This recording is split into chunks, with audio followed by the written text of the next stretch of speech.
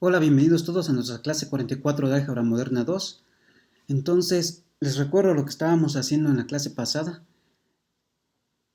En la clase pasada estábamos demostrando eh, este teorema 2.76 que nos decía este teorema 2.76, me dice lo siguiente, ¿no? Si yo considero K sobre F una extensión algebraica y considero G el grupo de Galois de esa extensión, entonces son equivalentes lo siguiente, ¿no? Si a esta extensión yo le calculo el grupo de Galois y luego calculo el campo fijo, entonces regreso al campo base F, ¿no? Al campo más pequeño, ¿sí? Y esta era la definición de que esta extensión fuera una extensión de Galois, ¿no? Habíamos visto en clases pasadas que se definió que una extensión era de Galois, sí, solo así pasaba esto, ¿no? Entonces son equivalentes que esta extensión K sobre F sea una extensión de Galois, es decir, que pase esto, a que K sobre F sea una extensión normal y separable, ¿sí? Es decir, ¿qué quiere decir que sea normal y separable? Que K es el campo de descomposición de una familia de polinomios con coeficientes en F, ¿sí? Y que además cualquier elemento A en K, su polinomio mínimo, es un polinomio separable y eso quiere decir que no tiene raíces repetidas, ¿no? Entonces, esta condición A es equivalencia a esa condición B y estas dos condiciones son equivalentes a la condición C, que es que que K sea el campo de descomposición de una familia de polinomios separables sobre F, ¿sí? Ok, entonces en la clase pasada terminamos de demostrar C implica B, ¿no? ¿Sí? Que como hicimos la clase pasada, primero hicimos dos casos, ¿no? El caso en el que esta extensión fuera finita. Si esta extensión fuera finita, la demostración se hizo por inducción sobre el grado de la extensión K respecto al campo F. Y si no era finita, pues de alguna forma se utilizó algunos resultados anteriores, ¿no? Para reducir el caso a una extensión finita, ¿sí? Ok, entonces, bueno, pues ya demostramos este resultado la clase pasada, ¿no? Que estas tres condiciones son equivalentes. Y entonces, bueno, entonces en esta clase hoy vamos a demostrar el teorema fundamental de la teoría de Galois. Entonces, para eso recorremos qué era lo que teníamos, ¿no? Si teníamos K sobre E una extensión de campos, es decir, K es una extensión del campo E, ¿sí? Y considerábamos G el grupo de Galois de esa extensión, ¿sí? Entonces teníamos funciones que iban del conjunto de campos intermedios entre K y el conjunto de subgrupos de G, ¿no? ¿Cómo iban esas funciones? Una función la llamamos teta, ¿sí? Que a un campo intermedio entre K y E, si yo me tomo F, un campo intermedio entre K y E, entonces ¿quién va a ser teta de F? Teta de F va a ser por definición el grupo de Galois de la extensión K sobre F, ¿no? ¿Sí?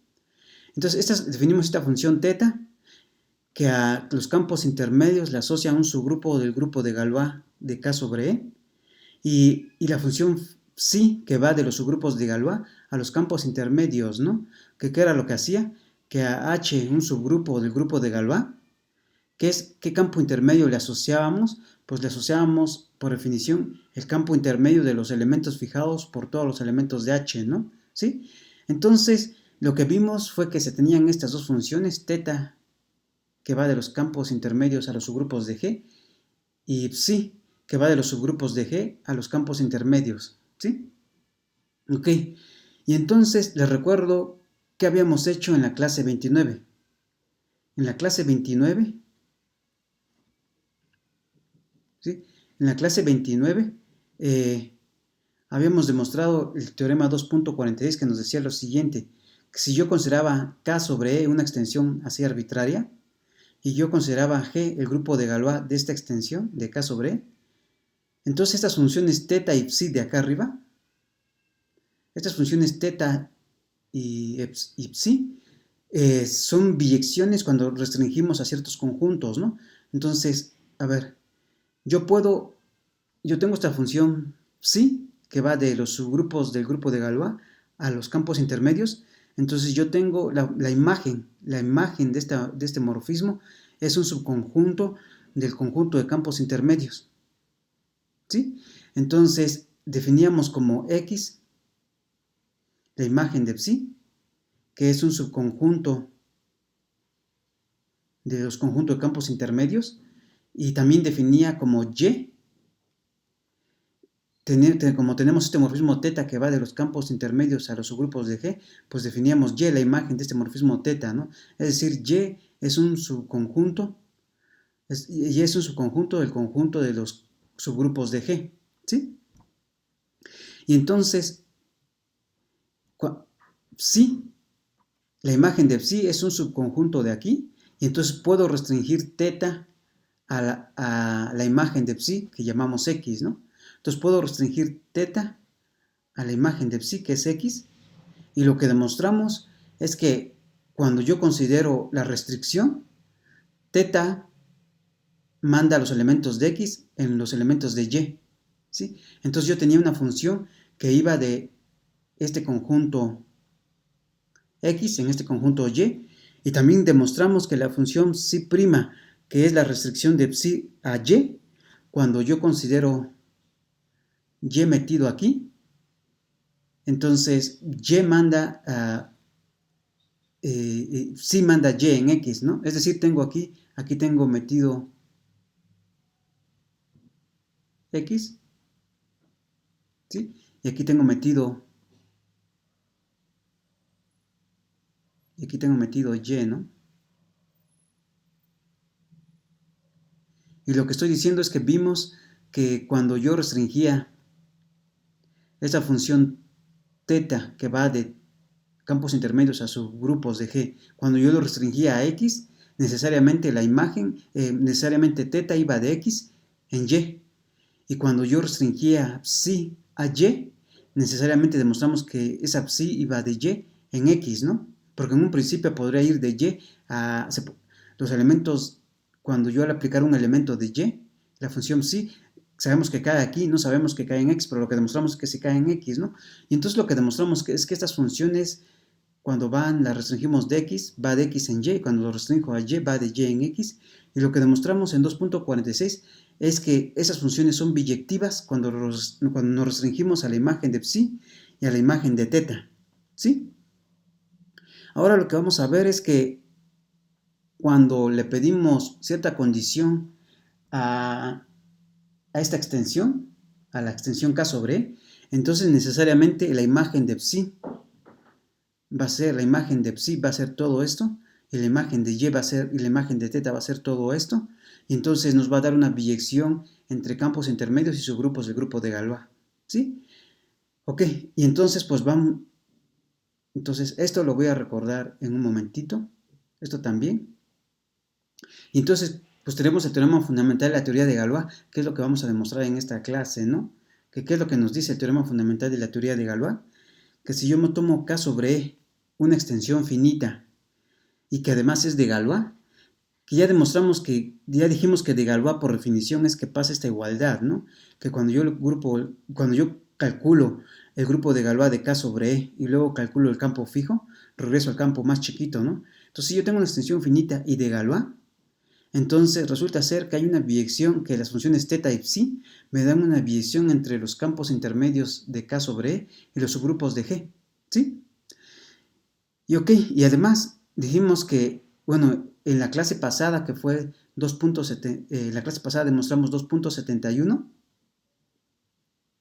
que 2.71 me decía esto, que una extensión es de Galois, sí, solo sí, es normal y separable, ¿no? Entonces, esta condición de que estoy pidiendo acá, que sea de Galois, la puedo cambiar porque esta sea una extensión finita, que sea normal y separable, ¿no? Entonces, bajo las condiciones de que tenemos una extensión finita, normal y separable, pues tenemos esta biyección, ¿no? Y lo que dijimos es que básicamente checar que calcular el grupo de Galois y luego calcular el campo fijo y ver que eso me da el campo E, en la práctica es más difícil que checar que es una extensión normal y separable, ¿sí? Ok, entonces bajo estas condiciones tenemos que demostrar que tenemos una biyección entre campos intermedios de K sobre E y subgrupos de G, y además que pasa lo siguiente, ¿no? Acá tengo los campos intermedios entre K y E, ¿sí? Que son los F, digamos, y aquí tengo los subgrupos del grupo de Galois, ¿no? Entonces la función teta, ¿qué es lo que hace? A este campo intermedio entre K y E, ¿sí? Le está asociando, por definición, el grupo de Galois de K sobre F, ¿no? El grupo de Galois de esta extensión de K sobre F, ¿sí? Y además sabemos que esta invierte con tensiones, ¿no? Como E está contenido dentro de F, resulta ser que el grupo de Galois de K sobre F está contenido dentro del grupo de Galois de K sobre E, ¿no? Que es exactamente a lo que se le asocia a este grupo. Este grupo es el que se le asocia mediante la función θ a este campo E, ¿no? ¿Sí? Ok, y entonces, si yo este campo intermedio, mediante la función θ, yo le asocio este subgrupo del grupo de Galois de K sobre E, tenemos la siguiente información, que la cardinalidad del grupo de Galois de K sobre F, ¿cuántos elementos va a tener el grupo de Galois de K sobre F? Pues va a tener tantos elementos como el grado de extensión de K respecto del campo F. ¿Sí? Es decir, este campo intermedio que le estoy asociando este grupo de Galois de K sobre F, ¿sí? Va a tener cuántos elementos, va a tener tantos elementos como el grado de extensión de K respecto de F. ¿Sí? Ok, y también va a pasar lo siguiente. Aquí a este campo intermedio le estoy asociando este subgrupo de G, ¿no?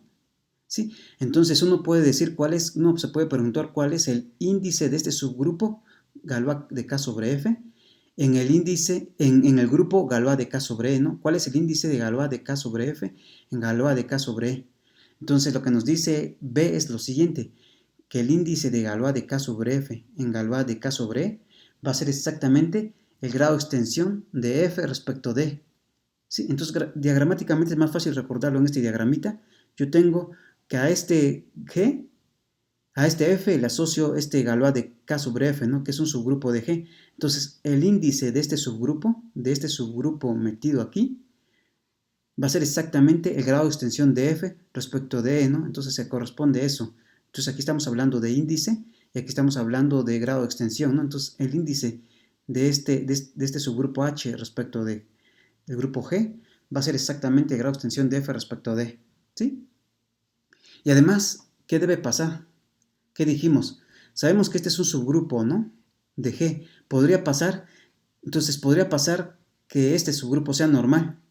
Entonces lo que nos dice la siguiente información es que este subgrupo va a ser un subgrupo normal de G. Este va a ser un subgrupo normal de G. Sí, solo sí. Esta extensión chiquita, F sobre E, es una extensión de Galois. Y eso es lo que queremos decir por el teorema 2.71, es que sí, solo sí. Esta extensión es una extensión normal y separable, ¿no? Entonces, este va a ser un subgrupo normal de G. Sí, solo sí. Esta extensión chiquita es una extensión normal y separable. ¿Sí? Ok. Y además, en el caso en el que este sea un subgrupo normal de G, ¿qué es lo que sabemos? Lo que sabemos es que podemos hacer el cociente, ¿no? Entonces podemos hacer el cociente del subgrupo H por el subgrupo G, ¿sí? Y entonces, ¿qué va a pasar? Va a pasar que cuando yo hago el cociente de Galois de K sobre E, que es G, sobre Galois de K sobre F, que es H, entonces, cuando yo hago este cociente, esto va a ser isomorfo ¿a quién? A el Galois isomorfo al grupo de Galois de F sobre E. ¿Sí? Y como les decía, este es un cierto teorema de la ley del sándwich, porque nada más que en lugar de que el F aparece en este Galois y el E aparece en este Galois, ¿no? Entonces, el chiste es que el F se cambia acá arribita y el E que aparece acá arriba se pasa para acá abajo, ¿no? Eso es como una forma de cómo recordarlo. Otra forma de cómo recordarlo es Galois de K sobre E es el Galois de esta extensión. Si yo divido Galois de K sobre E entre Galois de K sobre F, que es esta extensión, pues nada más me va a quedar este pedacito, que es Galois de F sobre E. Ahí está, Galois de F sobre E. ¿Sí? Entonces, este es el teorema fundamental de la teoría de Galois, la biyección entre campos intermedios de K y E y los subgrupos del grupo de Galois, y con esta información, ¿no? Y entonces, pues ya estamos listos para demostrarlo. Entonces, pues demostrémosle. Entonces, ¿qué es lo que dije ahorita? Tenemos que por 2.46, ¿qué es esto? Cuando yo restringo a la imagen de psi, este teta, y cuando yo restringo a la imagen de teta, este psi, entonces sí tengo funciones biyectivas, ¿no? ¿Qué es lo que estoy diciendo aquí? Entonces, por 2.46 tenemos estas funciones que van de x en y esta psi prima que va de y en x, ¿no? De tal forma que estas sí son biyectivas, donde x es la imagen de psi, y la imagen de psi es un subconjunto del conjunto de campos intermedios entre k y y es la imagen de teta, que es un subconjunto del conjunto de todos los subgrupos de G, ¿sí? Y entonces lo que vamos a ver en realidad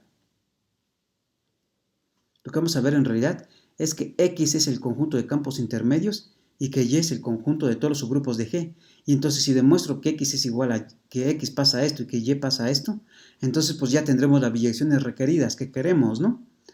Entonces tenemos que X, por definición, es la imagen de psi, está contenido dentro del conjunto de campos intermedios. Entonces para demostrar que X es exactamente el conjunto de campos intermedios, pues debo demostrar que cualquier elemento aquí, cualquier campo intermedio, está en la imagen de psi, ¿no? Entonces es lo que tengo que demostrar. Y también tengo que demostrar que cualquier subgrupo de G está en la imagen de teta, ¿no? Para poder demostrar esto, ¿sí? Entonces, pues hagámoslo primero. Entonces, primero chequemos esto aquí, ¿no? Entonces quiero demostrar que estos son iguales. Ya tengo la primera contención, que X está contenido dentro de los campos intermedios. Ahora tengo que tomar la otra contención, ¿no? Entonces me tomo alguien que es un campo intermedio entre F y E, ¿no? Es decir, me tomo un F aquí, ¿sí? Y entonces F está entre E y K, ¿sí? Ok. Entonces, ¿qué tenemos por hipótesis? Tenemos que por hipótesis que esta extensión K sobre E es de Galois, ¿no? La hipótesis es que esta extensión es de Galois. ¿Y qué es lo que sabemos? Entonces, por hipótesis tenemos que esta es de Galois y lo que sabemos es que eso es equivalente a que esa extensión K sobre E sea una extensión normal y separable, ¿no? Y si es una extensión normal y separable por 2.71, ¿qué quiere decir?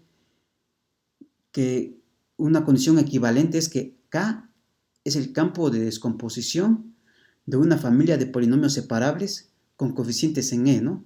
Esto lo vimos en 2.71, que eso es equivalente a que esto sea una extensión de Galois, ¿no? Entonces tenemos que como K sobre E es de Galois, K es el campo de descomposición de una familia de polinomios separables. S es esa familia con coeficientes en E, ¿no? ¿Sí? Ok. Como tenemos que E está contenido dentro de F, ¿sí? Porque F es un campo intermedio entre E y K, como E está contenido dentro de F, entonces a esta familia que tiene coeficientes en E, los puedo ver como una familia de polinomios con coeficientes en F, ¿no? Entonces puedo suponer que S está contenido dentro de los polinomios con coeficientes en F. Y así, como K es el campo de descomposición de esta familia S, cuando yo lo veo como polinomio con coeficientes en E, también tengo que K es el campo de descomposición de esta familia S cuando yo lo veo con coeficientes en F. Y además ser separable es que no depende, o sea, si ser separable es que las raíces no se repiten, ¿no? Las raíces de los polinomios irreducibles no se repiten. Entonces, pues tampoco se van a repetir en F, ¿no?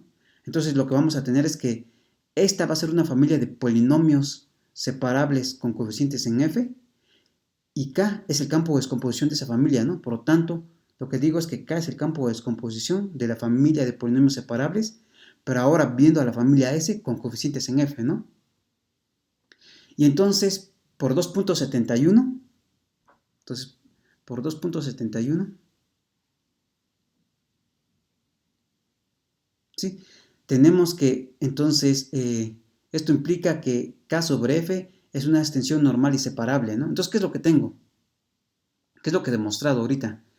Lo que he demostrado es que si yo tengo que K sobre E es una extensión normal y separable, entonces lo que yo he demostrado que es que si yo me tomo cualquier campo intermedio entre E y K, entonces la extensión K sobre F también es una extensión normal y separable. ¿Sí? Ok. Entonces eso es lo que he demostrado ahorita acá. Entonces por 2.76, ¿qué es lo que tenemos? 2.76, ¿qué me decía?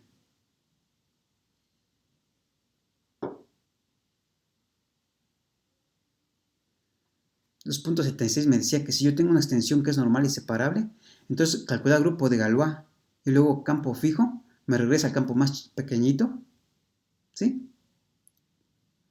Entonces, pues aquí tenemos esto, ¿no? Tenemos,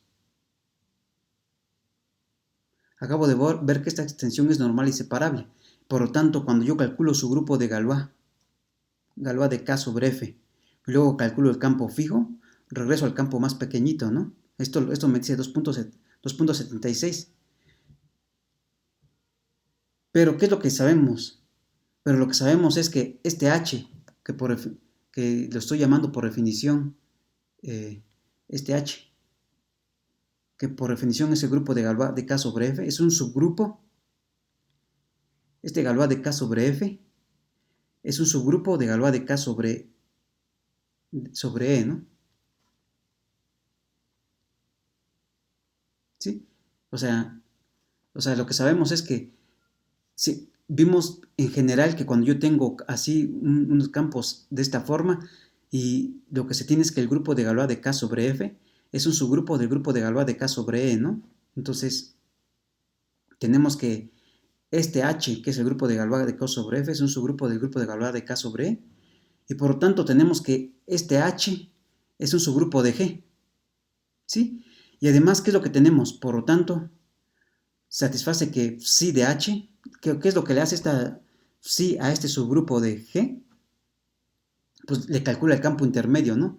Esto es K de H, pero ¿qué es lo que nos estamos diciendo? Que K de H, H es Galois de K sobre F, ¿no? Entonces, es exactamente K a la Galois de K sobre F, es exactamente F. Y entonces, ¿qué es lo que demostramos? Lo que acabamos de demostrar es que si yo me tomo un campo intermedio entre K y E, F, entonces existe un subgrupo del grupo de Galois, tal que mediante la función psi, yo le pego a esa F que tomamos, ¿no? Es decir, por lo tanto, este F está en la imagen de psi, ¿sí? Y así, por lo tanto, esta F está en la imagen de psi, es decir, me tomé un elemento aquí, F, y demostré que estaba acá, ¿sí? Por lo tanto, esta psi es su proyectiva, y por lo tanto, X es el conjunto de todos los campos intermedios de K sobre E, ¿no? Entonces ya demostré esta parte, que X es exactamente el conjunto, es decir, que la imagen de psi es exactamente el conjunto de todos los campos intermedios entre K sobre E. Ahora tengo que demostrar la otra igualdad, ¿no? Tengo que demostrar que Y es el conjunto de todos los subgrupos de G. Ya tengo una contención, Y está contenido acá. Entonces tengo que demostrar la otra, ¿no? Me debo tomar un subgrupo y debo demostrar que está en la imagen de teta.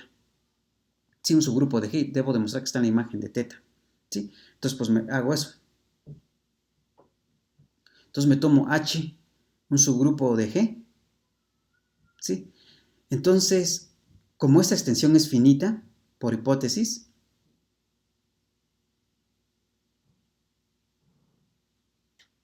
tenemos que K sobre E es una extensión finita, entonces, pues, por lo tanto, el grado de extensión de K sobre E es un número finito, ¿no? Entonces, como pasa que K sobre E es una extensión finita, tenemos que el grupo de Galois es finito, ¿no? Eso vimos, fue uno de los resultados que hemos utilizado mucho, ¿no? Si el grado de extensión de K sobre E es finito, entonces el grupo de Galois de K sobre E es finito, entonces este conjunto es finito, ¿sí? Este conjunto es finito, y como H es un subgrupo de G, pues H es finito.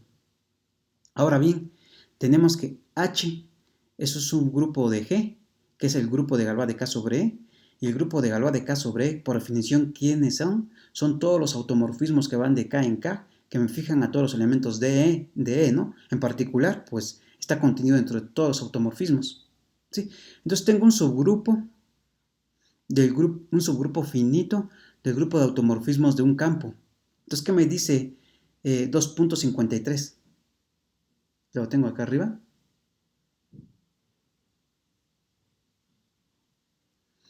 En la clase 32, en el teorema 2.53, que fue un video largo, que fue como de 1 hora y 20 minutos, ¿ustedes se acuerdan?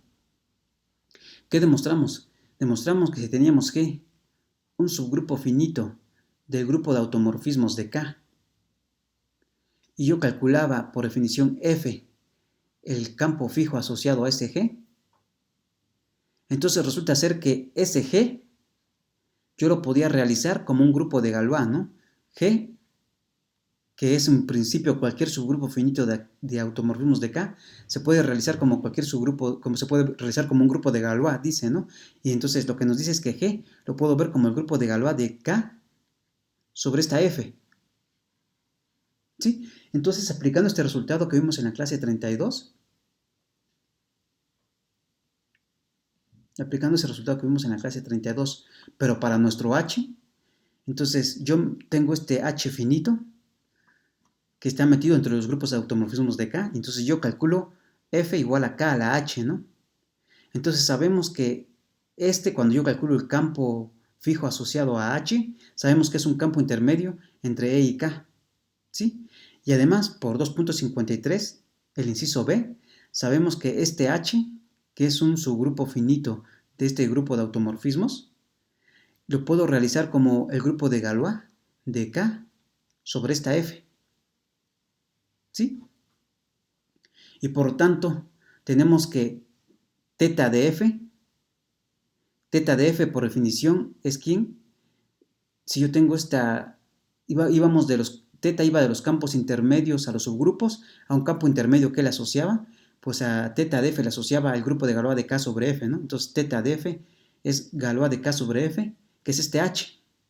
Y entonces, ¿qué demostramos? Demostramos que si yo me tomo cualquier subgrupo del grupo de Galois, entonces necesariamente existe un campo intermedio, tal que mediante la función teta, que va de los campos intermedios a los subgrupos del grupo de Galois, a este f le asocia h, ¿no? Así tenemos que la función teta es subproyectiva y por lo tanto la imagen de esta teta es exactamente todos los subgrupos de G.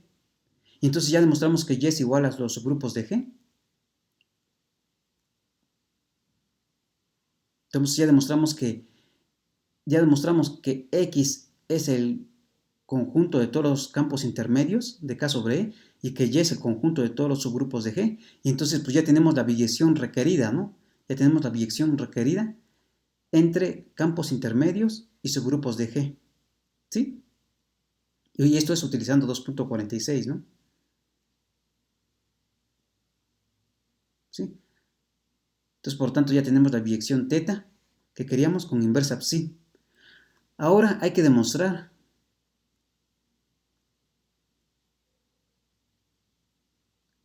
esta parte, ¿no? Que si yo un campo intermedio, si a este campo intermedio yo le asocié este grupo de Galois, Galois de K sobre F, entonces la cardinalidad del grupo de Galois de K sobre F va a ser exactamente el grado de extensión de K sobre F, ¿no? Entonces hay que demostrar este inciso A. ¿Ok? Entonces demostrémoslo, ¿no? Es más o menos sencillo. Entonces me tomo F, un campo intermedio entre K sobre E. Lo que acá digo que en estrellita, ¿qué demostramos? Tomo F un campo intermedio en K sobre E. En estrellita acá arriba, aquí en esta parte que hicimos aquí arriba, ¿qué demostramos? Que si yo me tomaba un campo intermedio entre K y E, entonces necesariamente la extensión K sobre F es normal y separable. Eso fue lo que demostramos, ¿no? En estrellita. Ok. Entonces yo me tomo un campo intermedio y por estrellita tenemos que esta extensión es normal y separable. Y entonces por 2.76 eso quiere decir que K sobre F es una extensión de Galois, ¿no? ¿Sí? Y entonces, ¿y 2.76 qué me dice? Que entonces por 2.76 lo que me está diciendo es que K es una extensión de Galois.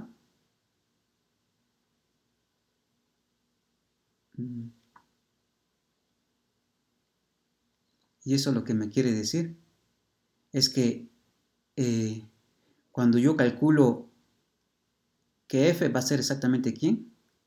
Que F va a ser exactamente K a la grupo de Galois. de K sobre F, ¿no? ¿Sí? ¿Pero qué me dice 2.75? 2.55, lo voy a mostrar acá arriba.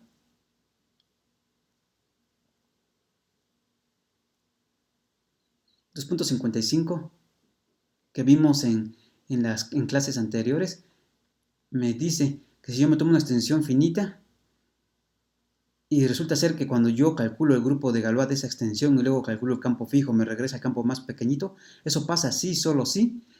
La cardinalidad del grupo de Galois de F sobre E es exactamente el grado de extensión, ¿no? Entonces, pues utilizando este resultado,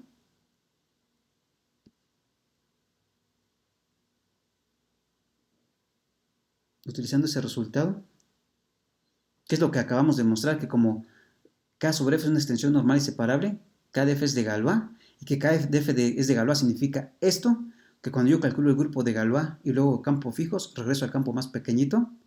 Y 2.55 me dice que esto pasa si, solo si, la cardinalidad del grupo de Galois sobre K a la F es exactamente el grado de extensión de K respecto de F. Y entonces, pues ya, esto prueba lo que queríamos, ¿no? En el inciso A. Esto prueba el inciso A del teorema fundamental de la teoría de Galois, ¿no? Lo vamos a lo vamos a abreviar así, teorema fundamental de la teoría de Galois. Entonces esto demuestra el inciso A, ¿no? Que era esto. El inciso A me decía eso, ¿no?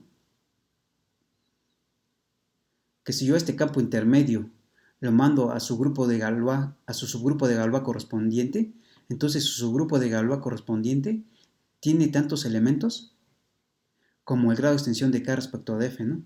Ahora demostremos B. ¿Qué me dice que hay que demostrar? Que si yo tengo este subgrupo Galois de K sobre F, que es un subgrupo de Galois de K sobre E, entonces el índice de este subgrupo en este grupo es exactamente el grado de extensión de F respecto de E. Entonces hay que demostrar eso, ¿no? Ok. Entonces es más o menos sencillo. Entonces sabemos que Galois de K sobre F es un subgrupo de Galois de K sobre E, ¿no? ¿Sí? Y entonces por Lagrange, ¿qué sabemos? Por Lagrange sabemos que puedo calcular cómo calculo el índice. El teorema de Lagrange que se ve en teoría de grupos, ¿no? ¿Cómo podemos calcular el índice? Entonces, como este es un subgrupo de K sobre E, entonces el índice del grupo de Galois de K sobre E en el grupo de Galois de K sobre E es la cardinalidad de este grupo, de la cardinalidad de Galois de K sobre E, sobre la cardinalidad de Galois de K sobre F, ¿no? Esto me lo dice el teorema de Lagrange, ¿no? Esta parte, ¿sí? Pero por el inciso, ¿pero qué es lo que sabemos? Sabemos que Galois de K sobre E es K sobre E porque estas extensiones son normales y separables, ¿no? Esto pasa porque tanto F como K sobre E y F y K sobre F son normales y separables.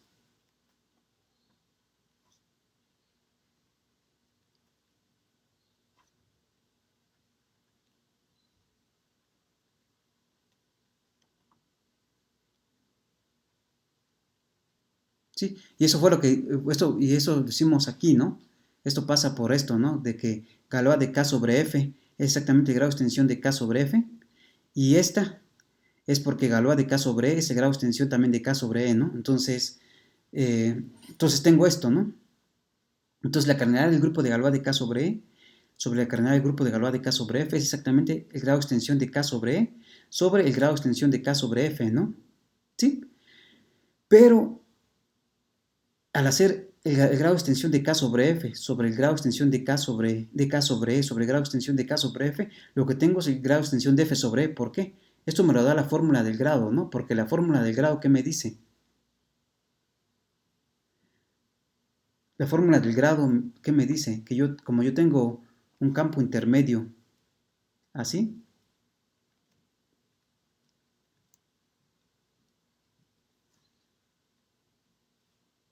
que me dice que el grado de extensión de K respecto de E es exactamente el grado de extensión de K respecto de F por el grado de extensión de F respecto de E, ¿no? Ahí está. Y entonces si yo divido el grado de extensión de K sobre E entre el grado de extensión de K sobre F, pues lo que tengo es el grado de extensión de F sobre E, ¿no? ¿Qué es esto? Y ya esto demuestra el inciso B del teorema fundamental de la teoría de Galois, ¿no? Que el índice de este subgrupo en este subgrupo es exactamente el grado de extensión de F respecto de E. ¿Sí? Ok. Y ahora, pues demostremos la última parte del teorema fundamental de la teoría de Galois, que ¿qué era lo que me dice el teorema, la última parte del teorema fundamental de la teoría de Galois? Que este subgrupo Galois de K sobre F va a ser un subgrupo normal de Galois de K sobre E. Sí, solo sí, esta extensión es una extensión de Galois, es decir, que es una extensión normal y separable. Y además, en el caso en el que pase eso, si yo hago el cociente de este subgrupo, si yo hago el cociente de G sobre este subgrupo normal H, entonces lo que tengo va a ser isomorfo al grupo de Galois de F sobre E, ¿no? Recordemos cómo recuerdo eso. Si yo hago el cociente de Galois de K sobre E entre su subgrupo Galois de K sobre F, lo que tengo es Galois de F sobre E, ¿no? ¿Sí? Ok, entonces demostremos eso. Entonces, primero supongamos que tenemos un subgrupo normal, ¿no?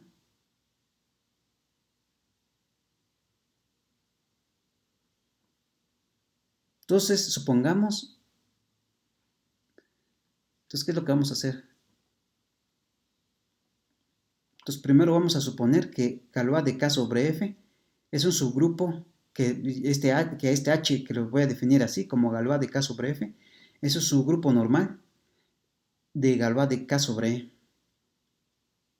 Entonces, lo que tengo que demostrar es que esta extensión es una extensión de Galois, es decir, que es una extensión normal y separable, suponiendo que H es un subgrupo normal de G, ¿no? Tengo que demostrar esto, ¿sí? Entonces, pues primero chequemos la normalidad. Primero chequemos que F es una extensión normal de E, ¿sí? Entonces, para eso utilizaremos 2.71D. ¿Y qué me dice 2.71D? Que si yo me tomo una extensión, que algo va a ser una extensión normal, si cada vez que yo me tomo un polinomio irreducible con coeficientes en E, y resulta ser que ese polinomio ya tiene una raíz en F, entonces pues ese polinomio irreducible ya tiene todas sus raíces en F. Entonces tengo que demostrar eso, ¿sí? Que esa es una de las condiciones para ver cuándo algo es una extensión normal, ¿no? ¿Sí? Entonces, pues me tomo un polinomio reducible, me tomo un polinomio p de x que va a ser irreducible, ¿no? Y supongamos que existe una raíz en f del polinomio p de x. ¿Qué es lo que tengo que demostrar? Lo que tengo que demostrar es que todas las raíces de p de x están en f, ¿no? Ok. Entonces, como esta extensión k sobre e es una extensión normal, recordemos que estamos en la situación e metido dentro de f, f metido dentro de k, ¿sí?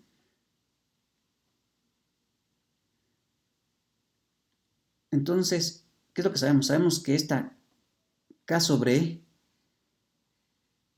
es una extensión normal, k sobre e es de Galois, ¿no? Porque es la hipótesis general del teorema. Sabemos que k sobre e es de Galois, y eso lo que quiere decir es que es normal y separable, ¿no? Entonces, sabemos que esta es una extensión normal. Sabemos que k sobre e es normal.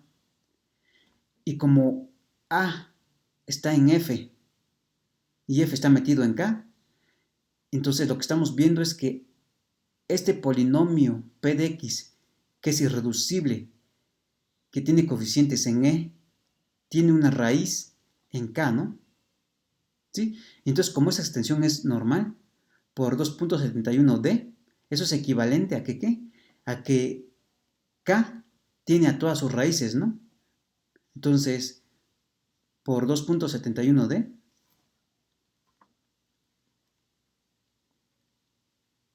2.71d, tenemos que k tiene a todas las raíces de p de x, pero lo que queremos demostrar es que todas las raíces están en f, ¿no? Eso es lo que vamos a ver. Ahorita lo que hemos visto utilizando que este es normal y el hecho de que p de x es un polinomio reducible con coeficientes en e y de que K tiene una raíz.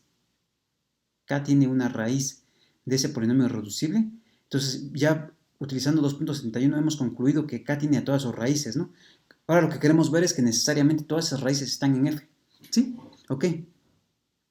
Entonces yo me considero B en K, otra raíz arbitraria de P de X. Otra raíz de P de X. Y entonces tenemos la siguiente situación. Tengo K sobre E es una extensión normal, ¿no? ¿Sí? Y entonces, ¿eso qué quiere decir? Que K es el campo de descomposición, por definición, de cierta familia de polinomios con coeficientes en E, ¿no? Esa es la definición de que K sobre E sea normal. Entonces, K es el campo de descomposición de una familia con coeficientes, de una familia de polinomios con coeficientes en E. Luego aquí tengo el morfismo identidad. Y si a esa familia con coeficientes en E yo la cambio a una familia de morfismos con coeficientes sin E a través de esta, pues lo que tengo es la misma familia, ¿no? A través de este morfismo, pues lo que tengo es la misma familia. Entonces la familia que obtengo al aplicarle el morfismo inducido identidad estrellita del anillo de polinomios con coeficientes en E al anillo de polinomios con coeficientes en E, lo que tengo es que I estrellita de ese conjunto es exactamente ese. ¿Sí? Y entonces tengo que K es el campo de descomposición de esta familia de polinomios. ¿Sí? De la familia estrellita correspondiente a esta familia S, ¿no? ¿Sí? Y entonces, pues, ¿qué es lo que me decía?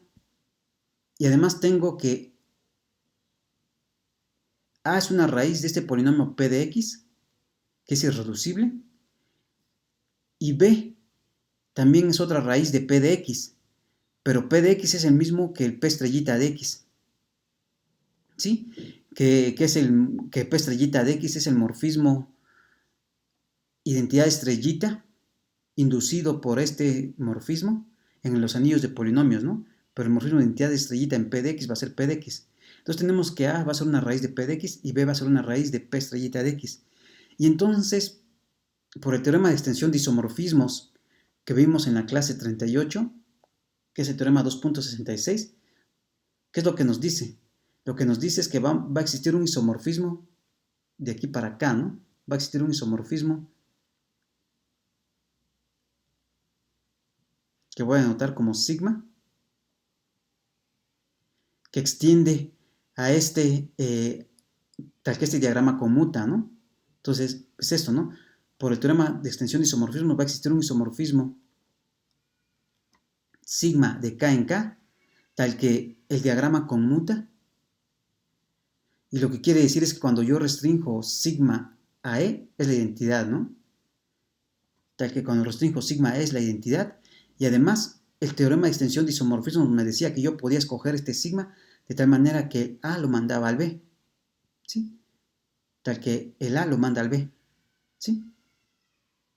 Y entonces, como sigma es un isomorfismo de K en K, tal que sigma me fija a los elementos de E, entonces por definición, ¿qué es lo que tenemos?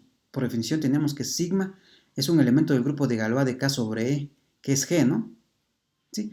Entonces, a través del teorema de extensión de isomorfismos, hemos obtenido un elemento sigma en el grupo G, que es el grupo de Galois de K sobre E, que manda una raíz, la raíz A en otra raíz B del mismo polinomio P de X, ¿no? Ok. Hasta ahorita no he utilizado el hecho de que H sea un subgrupo normal de G, ¿no? Ya lo vamos a utilizar. Entonces, me considero tau un elemento de H. Que recordemos que H es, por definición, el grupo de Galois de K sobre F, ¿no? Entonces, ¿qué es lo que vamos a tener? Entonces, esta B que yo me estaba tomando aquí es un elemento de K, ¿no? B es una raíz, B es un elemento de K que es raíz de P de X. ¿Sí? Entonces, a esa B yo le puedo aplicar un elemento, yo le puedo aplicar tau para cualquier tau en el grupo de Galois de K sobre F. ¿Sí? Entonces, ¿qué es lo que tengo? Tau de B va a ser exactamente ¿quién? Pues va a ser exactamente esto, ¿no? Sigma de sigma a la menos 1 de tau de sigma de A, ¿no? ¿Por qué? Sigma de A es B, ¿no? Entonces esta parte es B. Entonces lo que tengo aquí en realidad es tau de B por doble estrellita, ¿sí? Esto es tau de B, esta partecita es tau de B, y este sigma a la menos 1 con este sigma se me van, ¿no? Entonces, por lo tanto, en realidad tengo que tau de B, pues sí es en efecto sigma de sigma a la menos 1 de sigma de sigma a la menos 1 de tau de sigma de A, ¿no? ¿Sí? Y esto pasa por estrellita. Y ahora sí voy a utilizar el hecho de que es normal, ¿no? Como H es un subgrupo normal de G, y tengo este elemento sigma en G, y tengo este elemento tau en H, entonces, ¿qué es lo que sabemos? Lo que sabemos es que, entonces, necesariamente cuando yo calculo este elemento sigma tau por sigma a la menos 1, ese elemento está en H, ¿no? Recordemos que esa es una de las condiciones equivalentes para que alguien sea un subgrupo normal, ¿no? Cuando yo me tomo cualquier elemento de H y y lo multiplico por un elemento de G de un lado y luego por el inverso del otro, entonces ese elemento cae dentro de H, ¿no? Entonces, por la normalidad tenemos que este elemento sigma a la menos 1, tau, sigma, está en H. ¿Sí? Ok. Y recordemos que H es el grupo de Galois de K sobre F, ¿no? Entonces, ya demostramos que la función θ es una biyección entre el conjunto de campos intermedios de K sobre E y los subgrupos de G, ¿no? Y esa es una biyección con inversa psi.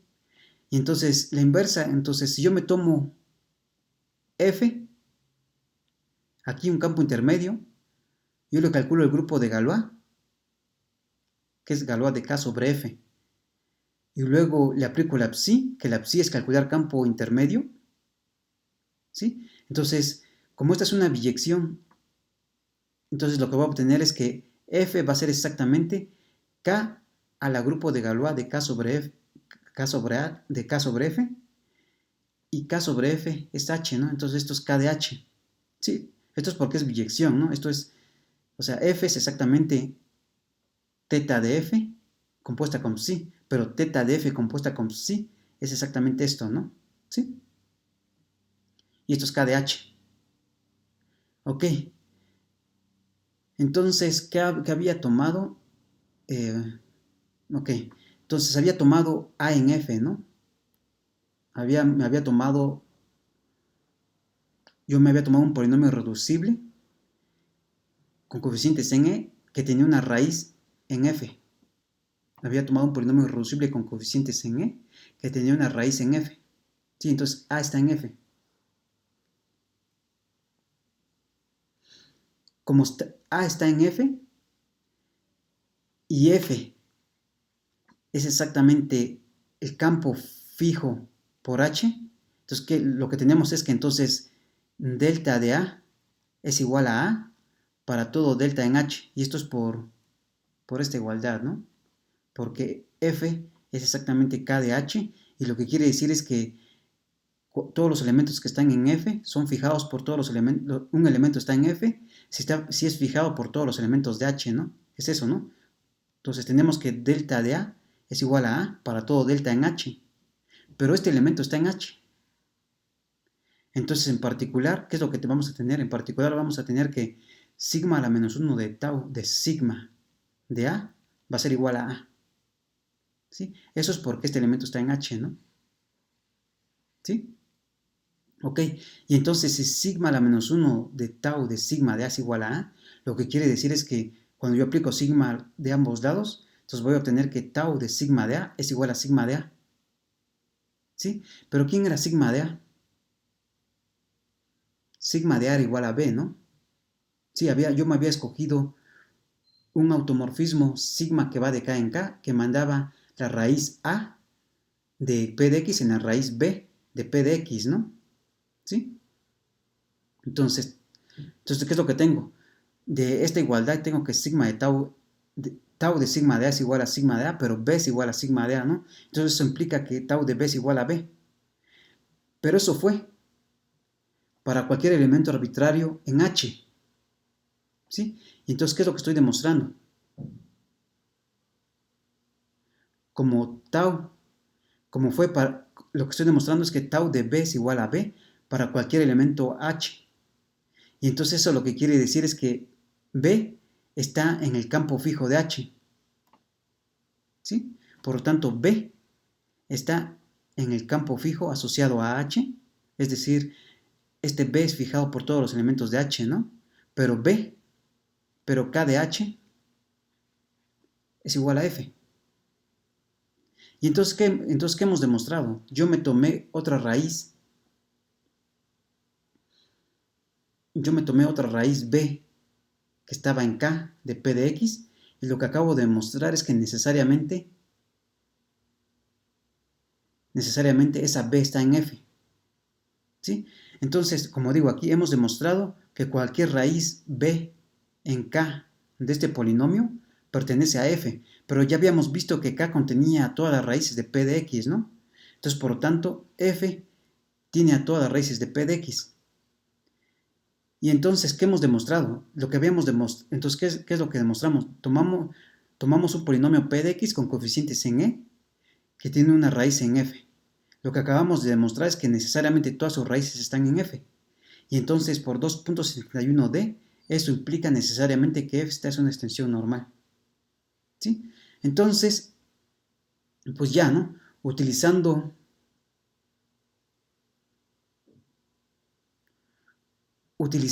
que este H, que es Galois de K sobre F, es un subgrupo normal de Galois de K sobre E,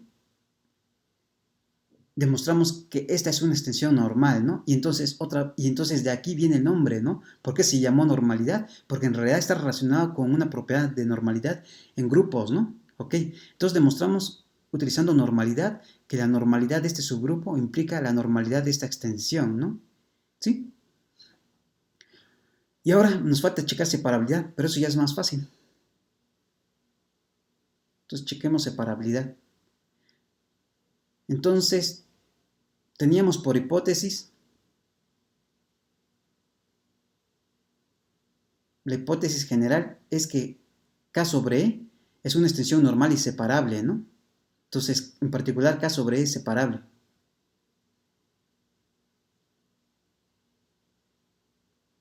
¿Sí? Entonces, como K es separable, por la hipótesis de nuestro teorema, ¿cuál es la definición de separable? Lo que quiere decir es que para cada alfa en K, cuando yo calculo su polinomio mínimo con coeficientes en E, ese polinomio mínimo es separable. ¿Y eso qué quiere decir? Que este polinomio mínimo no tiene raíces repetidas, ¿no? Y eso es para todo alfa en K. Pero como F está metido dentro de K, pues en particular tenemos que para cada alfa en F, el polinomio mínimo con coeficientes en E es separable. Y entonces, ¿qué acabamos de demostrar? Acabamos de demostrar que para todo elemento F, para todo elemento alfa en F, su polinomio mínimo es separable. Y eso es por definición que esta extensión es separable. Y entonces lo que hemos demostrado es que esta extensión F sobre E es separable y ya habíamos demostrado que era normal, ¿no? Y entonces 2.76, que lo acabamos de demostrar la clase pasada, nos dice exactamente que esta es una extensión de Galois, ¿no? Y eso por definición, ¿qué quiere decir? Que cuando yo calculo el grupo de Galois y luego calculo el campo fijo, regreso al campo chiquito, ¿no? ¿Sí? Y entonces, pues ya demostramos, eh,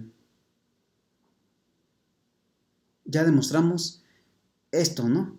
Que si este es un subgrupo normal, si H es un subgrupo normal de G, entonces esta extensión es normal y separable.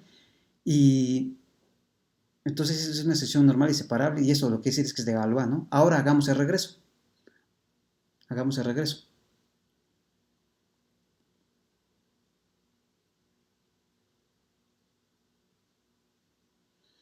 Ahora hagamos el regreso. Supongamos que esta extensión es de Galois. Entonces, que sea de Galois, hemos dicho que es lo mismo que esa extensión sea normal y separable, ¿no? Ok.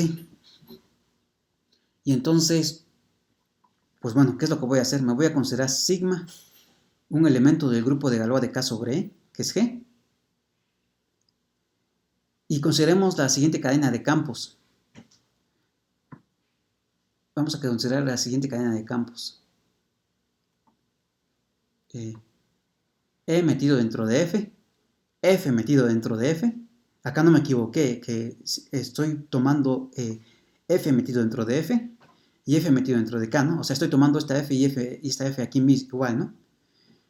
Y luego, si yo tengo un automorfismo sigma que va de K en K, que me fija los elementos de E, o sea, tengo un automorfismo que va de K en K, ¿no? Como F está metido dentro de K, puedo restringir sigma a F. Entonces, tengo sigma, cuando yo restringo sigma a F, obtengo un morfismo que va de F en K, ¿no? Entonces, la restricción de sigma a F va de F en K. ¿Sí? Y entonces lo puse así para que ustedes se acuerden del teorema 2.71, ¿no? Que era lo que nos decía. Tengo que esta extensión, tenemos que, como esta extensión F es de Galois, esa extensión es normal, ¿no? Es decir, esta extensión F de E es normal. Y entonces, 2.71 me decía que cada vez que yo salía de un campo intermedio de una extensión normal a algo más grande, entonces mediante un morfismo que me fijaba a los elementos de E, entonces necesariamente la imagen de ese morfismo que sale de aquí a algo más grande, la imagen se quedaba metido dentro de esto, ¿no? ¿Sí? Entonces es lo que estoy diciendo, como F sobre E es una extensión normal, tenemos que la imagen de sigma restringido a F, cuando yo le aplico F, eso está metido dentro de F. ¿Y eso qué es lo que me está diciendo? Lo que me está diciendo es que cuando yo tengo sigma, un elemento del grupo de Galois de K sobre E, es decir, sigma va de K en K, cuando yo lo restringo a F, obtengo un morfismo que va de F en F. Y además, como es la restricción de sigma, pues fija los elementos de E, ¿no? Y entonces lo que estoy definiendo es un morfismo phi que va del grupo de Galois de K sobre E al grupo de Galois de F sobre E, tal que a cada sigma que está en el grupo de Galois de K sobre E, le asocia la restricción, cuando yo restringo sigma a F, me da un elemento del grupo de Galois de F sobre E. ¿Sí? Entonces tengo este morfismo, y además es un morfismo de anillos. ¿Sí? ¿Y quién es el kernel? Se tiene que el kernel de este morfismo, ¿quién va a ser? Pues va a ser el conjunto de todos los elementos, va a ser el conjunto de todos los sigma en el grupo de Galois de K sobre E, de tal forma que cuando yo restringo sigma a F, es el elemento identidad, ¿no? El elemento neutro de aquí, de este grupo, es la identidad, ¿no? Entonces lo que queremos son los todos sigma, tal que cuando yo restringo sigma a la identidad en F, a F me da la identidad de F. Pero eso es exactamente el grupo de Galois de K sobre F, ¿no? Porque ¿quién es el grupo de Galois de K sobre F por definición? Son todos los automorfismos que van de K en K, que me fijan a los elementos de F. Y es lo que tengo, ¿no? Sigma, como está aquí, es un automorfismo que va de K en K. Y estoy pidiendo que esté en el kernel, lo que estoy pidiendo es que cuando yo restringo a F es la identidad en F. Entonces es exactamente el grupo de Galois. Y entonces como el grupo de Galois de K sobre F es el kernel, ustedes saben de teoría de grupos que los kerneles son subgrupos normales, ¿no? Entonces por lo tanto el grupo de Galois de K sobre F es un subgrupo normal. Este que es el kernel es un subgrupo normal de ¿quién? De Galois de K sobre E, ¿no? De Galois de K sobre E. Ahí está. Y entonces, pues hemos definido este morfismo que tiene kernel el grupo de Galois de K sobre E. Ahora vamos a ver qué es su proyectiva. ¿Sí? Para ver qué es su proyectiva, me tomo un elemento tau acá, en el grupo de Galois de F sobre E, ¿no? Me tomo un elemento aquí tau en el grupo de Galois de F sobre E. ¿Sí? Entonces, como tau está en el grupo de Galois de F sobre E, por definición, ¿qué es lo que tenemos? Por definición tenemos un morfismo tau que va de F en F, un isomorfismo, que me fija a los elementos de E, ¿no? Eso es por definición que tau esté aquí. ¿Sí? Y entonces, como F está metido dentro de K, yo puedo considerar a tau como un morfismo que va de F en K. Eso pasa porque F está metido dentro de K, ¿no? Entonces yo considero a tau un morfismo que va de F en K. ¿Sí? Y entonces ahora considero esta situación.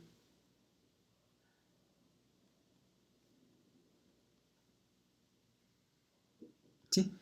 Otra vez no me equivoqué, o sea, tenemos E metido dentro de F, E metido dentro de F, F metido dentro de K y K metido dentro de K, ¿no? Esta K y esta K son iguales, ¿sí? ¿Y qué es lo que tenemos? Tenemos que esta extensión K sobre E es una extensión normal, ¿no? Porque es la hipótesis general de nuestro teorema. Y entonces, y yo tengo un morfismo tau que va de F en K, ¿no? Que es este. Y entonces otra vez, si ustedes se acuerdan por 2.71, cuando yo tenía una extensión normal, ¿qué decía? Que si yo salía de algo va a ser una extensión normal, que esta va a ser una extensión normal.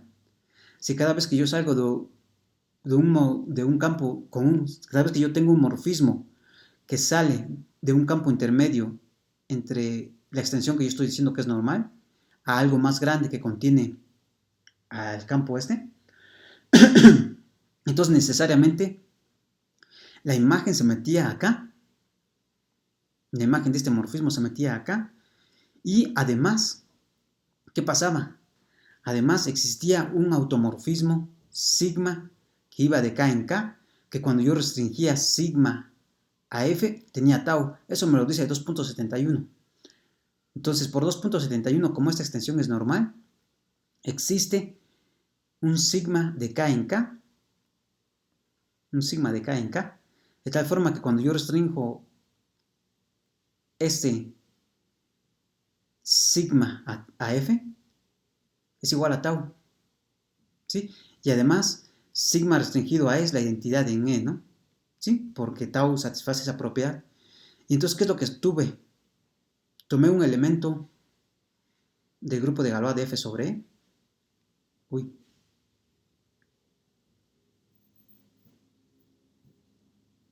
Tomé un elemento del grupo de Galois de F sobre E, tau, que lo llamé tau. ¿Sí? Me tomé este tau acá. ¿Y que acabo de demostrar? Acabo de demostrar que existe un sigma en el grupo de Galois. Acabo de demostrar que existe un sigma que va de K en K en el grupo de Galois porque satisface esta propiedad tal que sigma cuando yo le restringo a F es tau, ¿no? Entonces acabo de demostrar que si yo me tomo un tau acá, existe un sigma aquí, de tal forma que cuando yo a ese sigma lo restringo a ese F es tau. Y entonces por lo tanto phi es su proyectiva, ¿no? Entonces por lo tanto phi es su proyectiva. Y así del teorema de isomorfismo, ¿qué tenemos?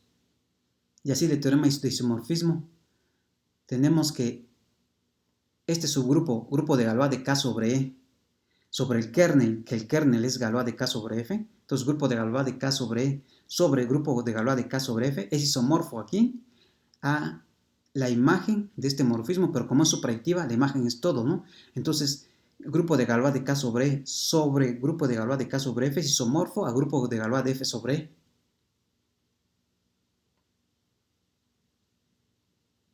¿Qué es esto, no? Y que como les decía, esta es más o menos la ley del sándwich, nada más que el F que aparece aquí abajo en esta extensión se pasa acá arriba y el E que aparece aquí arriba se pasa acá abajo, ¿no? Entonces tenemos esto. Y es exactamente lo que queríamos, ¿no? Es exactamente lo que queríamos. Queríamos demostrar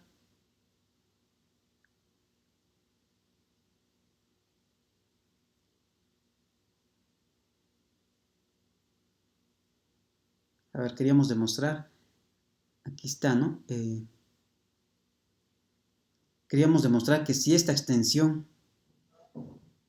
ya habíamos demostrado que si pasaba esto, que si era normal, entonces esta era una extensión de Galois, ¿no?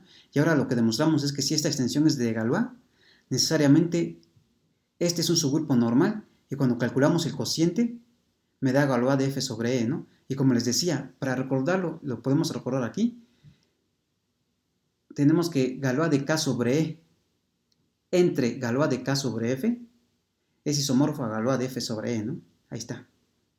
Y entonces, con esto, pues hemos demostrado el teorema fundamental de la teoría de Galois, ¿no?